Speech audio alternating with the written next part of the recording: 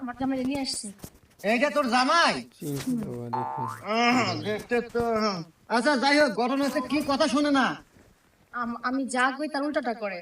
বাসা করতে তো পলাই গেছি, আমি পানি দিলে খায় না, খাবার দিলে খায় না, খালি বাইরে দৌড়ায়, মানে আমার কথা শুনিই না।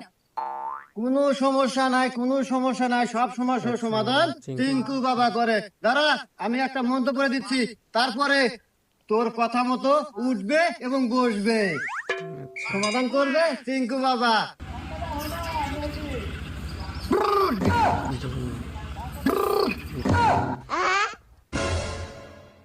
যা, সমাধান কমপ্লিট। এখন আমার কথায় উঠবে বসবে? হ্যাঁ, তুই ট্রাই করে দেখতে পারিস।